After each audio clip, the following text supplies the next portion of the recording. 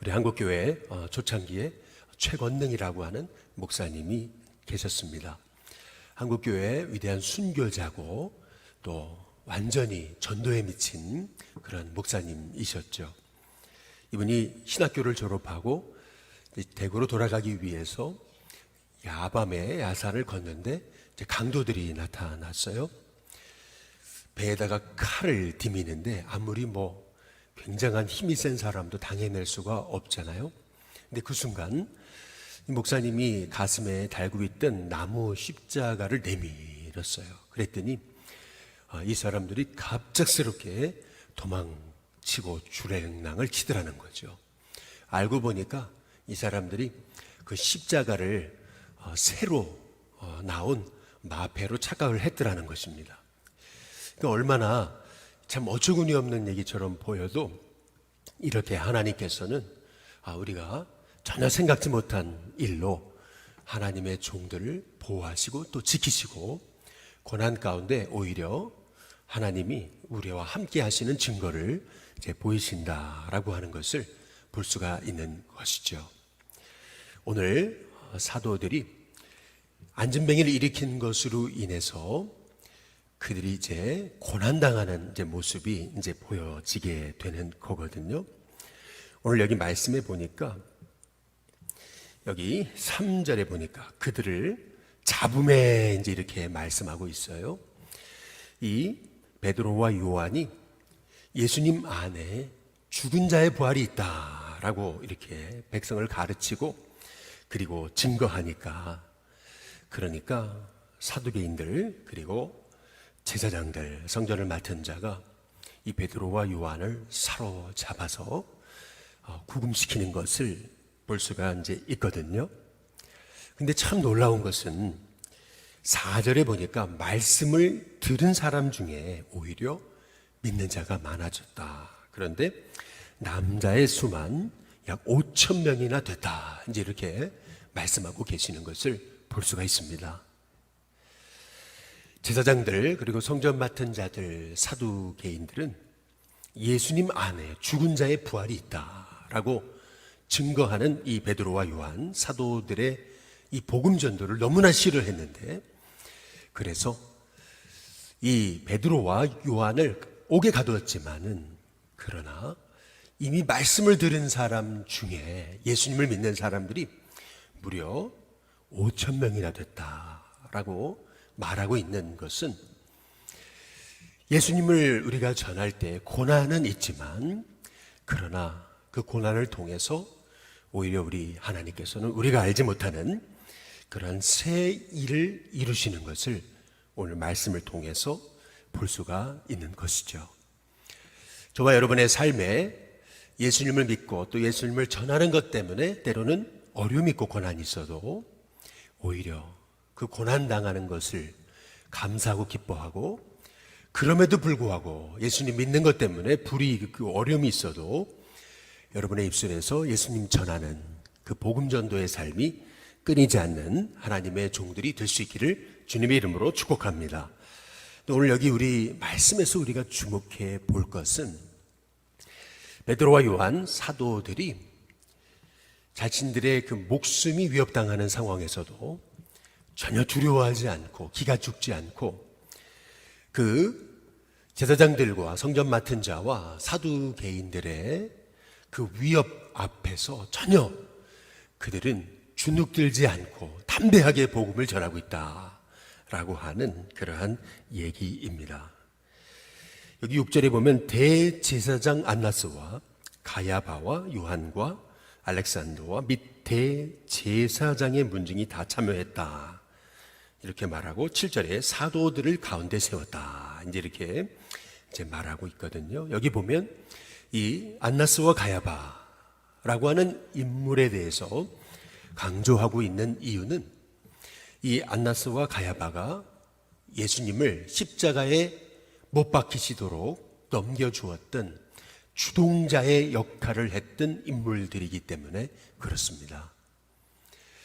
베드로는 예수님 십자가에 달리실 때 한 계집종이 너도 갈릴리 사람 아니냐라고 하는 그 한마디에 주눅이 들어서 나 예수님 모른다라고 저주하고 부인했던 사람이 베드로인데, 오늘 여기 말씀해 보니까 7절에 너희가 무슨 권세와 누구의 이름으로 이 일을 행하였느냐 라고 이 사도들을 사람들 가운데 세우고 위협하고, 그리고 그들의 생명을 가지고서 그들에게 두려움을 주고 있음에도 불구하고 이 베드로와 요한은 전혀 기죽지 않아요. 오히려 담대합니다.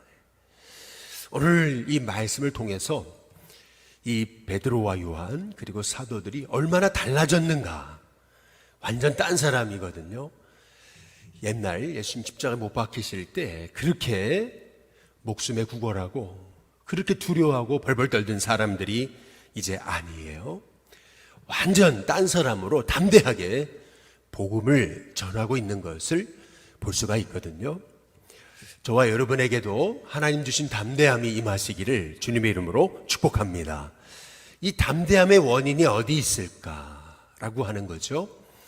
오늘 여기 말씀에 보면은 8절에 베드로가 성령이 충만하여 이렇게 말하고 있습니다. 이르되 백성의 관리들과 장로들아, 만일 병장이 행한 착한 일에 대하여 이 사람이 어떻게 구원받았느냐고 오늘 우리에게 질문한다면 너희와 모든 이스라엘 백성들은 알라. 너희가 십자가에 못 박고 하나님이 죽은 자 가운데서 살리신 나사렛 예수 그리스도의 이름으로 이 사람이 건강하게 되어 너희 앞에 서게 된 것이다. 이제 이렇게 말하고 있습니다. 이 베드로와 요한이 이렇게 담대할 수 있었던 원인, 그것은 다름 아닌 오늘 8절의 말씀처럼 성령이 충만하여 라고 한 이 말씀의 핵심이 있었던 거죠. 저와 여러분 안에 성령의 충만함으로 여러분의 인생 속에서 하나님이 일하시는 역사가 일어나게 되시기를 주님의 이름으로 축복합니다. 이렇게 제자들이 두려움 앞에서도 담대할 수 있었던 원인, 그것은 다름 아닌 성령 충만이었던 거죠. 근데 우리가 한 가지 사도행전을 보면서 주목할 것이 있습니다. 사도행전을 정통한 그런 성경학자의 한 고백에 따르면은 사도행전에 보면은 제자들이 성령 충만했잖아요. 그런데 제자들은 한 번도 성령 충만하게 해달라고 기도한 적이 없다라는 겁니다. 성령 충만하게 해달라고 기도한 적이 없는데 그들은 성령 충만했어요. 그 이유가 뭘까? 아니, 성령 충만하게 해달라고 기도하지 않았는데 어떻게 그들은 성령 충만할 수 있을까? 이제 그것은 다름 아닌 성령 충만이란 단지 그냥 감정적인 엑스타시, 어떤 감정적인 끌어오름이 아니라 성령 충만이란 예수님 충만이었다라고 하는 것이죠. 그들 안에 그들의 인생의 목적, 또 그들이 삶을 사는 이유, 또 그들 안에 충만하신 분은 예수님이셨다라고 하는 거예요. 그래서 입만 열기만 하면 예수님 전하는 것이고, 입만 열기만 하면 예수님을 증거하는 것이었다라고 하는 것을 볼 수가 있는 거죠. 마찬가지로 진정한 성령 충만이란 단지 그냥 감정적으로 끌어올라가지고 내가 소리치고 방방 뛰는 그것이 성령 충만이라기보다는 진정한 성령 충만이란 내 안에 예수님으로 충만한 것입니다. 예수님으로 충만하니까 그 예수님이 나에게 구원하신 그 은혜가 얼마나 크고 예수님이 내 안에 살아계시잖아요. 내 안에 예수님이 살아계시니까 그 예수님을 전할 수밖에 없잖아요. 그 예수님을 전하다 보니까 내 안에 생명조차 내가 귀한 것으로 여기지 않고 나보다 더 귀하신 분 예수님을 증거하는 하나님의 종으로 살게 되더라 라고 하는 것입니다. 저와 여러분 안에 진정한 여러분의 삶의 이유와 목적이 예수님이 될 수 있게 되기를 주님의 이름으로 축복합니다. 윌리엄 부스라고 하는 구세군의 창시자이신 목사님이 계시죠. 본래 이분은 감리교 목사님이셨는데 이분이 하루는 꿈을 꾸다가 한 환상을 봅니다. 네온 사인이 가득한 거리에서 한 마차가 지나가는데 그 마차 안에 죽어가는 영혼들이 가득 실려 있는데 그 마차가 지옥문을 향해 달려가고 있는 그런 환상이었습니다. 흑암 가운데 있는 이 영국 사회가 결국 그들이 치닫게 되는 종착점은 지옥문이구나 라고 하는 것을 깨닫고, 그는 그 영국 땅에 죽어가는 영혼 한 사람이라도 더 구원하기 위해서 구세군이라고 하는 그 복음 전도의 군대를 만들어 가지고, 그래서 그 땅 가운데 복음 전하기 위해서 생명 걸었던 것을 볼 수가 있는 것이죠. 영적으로 우리가 이 세상의 현실에 눈을 뜨게 되면은 예수님 전하는 것보다 더 귀한 것은 없다라는 것을 알게 되는 것입니다. 성령님이 임하시고 제자들의 인생의 영적인 눈이 떠보니까 이 땅에 세상의 권세, 세상의 자랑 이런 것도 아무것도 아닌 거예요. 이 대제사장들 그리고 성전 맡은 자 사두개인들은 로마와 결탁해가지고 엄청난 권세가 있었잖아요. 지금 베드로와 요한까지도 죽일 수 있는, 옥에 가두고 얼마든지 생명을 위협할 수 있는 그런 권력자들이었지만은 베드로와 요한에게는 그들의 권력이 그들의 영혼을 주관할 수 없다라는 것을 알고 있었습니다. 몸은 가둬도 그들의 생명, 영혼은 가둘 수 없다라고 하는 것을 확신할 때에 그들 안에 계셨던 예수님으로 인해서 베드로와 요한은 담대할 수 있었습니다.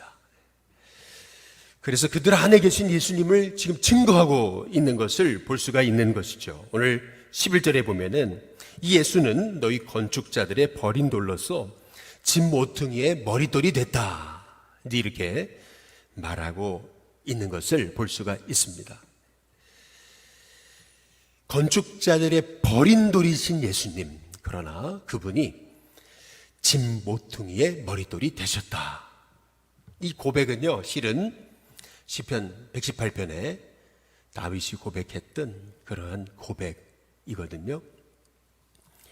이 고백은 실은 다윗의 목숨을 쫓아왔던 그러한 이 사울과 이 다윗의 관계 속에서 우리가 살펴보면 이 말씀의 뜻이 어떤 뜻인지 알 수가 이제 있습니다. 사울은 자기가 인생을 주관하는 건축자인 것으로 이제 착각하게 됐던 거죠. 얼마든지 다윗의 목숨조차도 자기가 좌지할 수 있다라고 이제 생각하게 됐던 거죠. 소위 사울 왕은 자기가 인생의 건축자라고 이제 생각했던 거예요. 그런데 이 사울 왕에게 있어서의 버린 돌, 이 버린 돌은 다윗인 거죠. 이 사울 왕에게 있어서의 버린 돌이었던 이 다윗이요, 오히려 이스라엘 땅에 그 집에 모퉁이의 머릿돌이 되지 않나요? 마찬가지로 이 다윗은 지금 자기 인생 속에서 내 삶의 생명까지도 주관하시는 분은 오직 하나님이심을 고백하면서 시편 118편에 건축자의 버린 돌이 집 모퉁이의 머릿돌이 됐다, 이제 그 고백을 올려드렸던 것을 볼 수가 있는 거거든요. 이 일이 하나님으로부터 말미암았다. 이 시편 118편에 22, 23절, 24절 어간에 이제 말씀하고 이제 계시는 거거든요. 이러한 이 다윗에게 이제 보여주셨던 이 하나님의 예표, 이제 이것이 예수님에게 성취되었던 것을 베드로가 이제 고백하고 있는 것입니다. 지금 이 제사장들 그리고 이 성전 맡은 자, 이 사두개인들에게 선포하는 것은 너희들이 그 버린 돌이 집 모퉁이의 머릿돌이 되신 예수님이다. 너희들이 이 땅 주관하는 거 아니라는 거죠. 너희들이 생명 주관하는 거 아니라는 것입니다. 하나님은 하나님의 계획과 방법대로 하나님의 뜻을 이루어 가시는데 너희들이 그 버린 그 돌이 예수님이 그 건축자들의 버린 돌이 집 모퉁이의 머릿돌이 되신 것이다. 그분이 바로 예수님이다. 사울이 다윗을 버렸지만, 건축자로서 버린 돌이 다윗이었지만, 그러나 하나님이 다윗을 세우셔서 집 모퉁이의 머릿돌이 되게 하신 것처럼, 마찬가지로 너희들이 그 버린 그 예수님이 집 모퉁이의 머릿돌이 되신 것이다. 그분이 참 우리 인생의 구주와 주님이시다. 이제 그렇게 고백하면서 베드로가 했던 너무나 중요한 고백이 오늘 사도행전 4장 12절에 나와 있는 것입니다. 우리 다 함께 같이 한번 읽어보시겠습니다. 같이 있습니다. 시작. 다른 이로서는 구원을 받을 수 없나니 천하 사람 중에 구원을 받을 만한 다른 이름을 우리에게 주신 일이 없음이라 하였더라. 다른 이로서는 구원을 받을 수 없다. 오직 예수님의 이름만이 구원받을 이름이시다 라고 이렇게 선포하고 고백하고 있는 것을 우리가 주목해 보게 될 때, 우리 인생 가운데도 진정한 건축자이신 분은 우리 하나님이심을, 그 진정한 건축자이신 그 하나님께서 결국에 예수님의 이름 부르는 자, 그 예수님의 이름 부르는 자를 하나님께서 세우실 뿐만 아니라, 아무리 복음 전하는 자들 위협하고 죽음으로 몰아려고 하여도 하나님이 그 인생들 붙잡는 이상 우리는 오히려 고난을 통해서도 복음이 증거될 수 있는 하나님의 종으로서 하나님이 이 고난을 통해서도 일하신다 라고 하는 사실을 우리가 생각해 보게 될 때, 오늘 이 말씀을 통해서 우리 안에 베드로와 요한이 가졌던 그런 담대함이 임할 수 있게 되시기를 주님의 이름으로 축복합니다. 두려움을 이기는 진짜 능력, 내 안에 계신 그 예수님이 나를 통해서 일하시고 역사하심을 통해서 오히려 고난이 기회가 되고, 그 고난 가운데 복음을 증거했는데 뜻밖에도 이 베드로와 요한이 옥에 갇혔지만은 말씀을 듣는 사람 중에 5,000명의 사람들이 구원을 받게 되고, 오히려 그 고난과 그 역경이 하나님이 일하시는 통로가 돼서 사람들이 버린 돌이 진모퉁이의 머릿돌이 되게 하신 그 예수님의 역사처럼 우리도 세상 가운데서 사람들이 버린 돌로 여겨지는 그런 인생이라 할지라도 하나님은 결국 진모퉁이의 머릿돌처럼 쓰임받게 하시는 그 하나님의 역사가 저와 여러분 가운데 일어나게 되시기를 주님의 이름으로 축복합니다. 다른 이로서는 구원받을 만한 이름은 없고 오직 예수님의 이름뿐이다.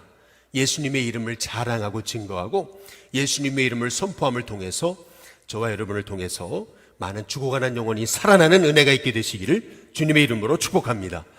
우리 찬송가 304장 우리 함께 찬양 부르겠습니다. 찬송가 304장입니다.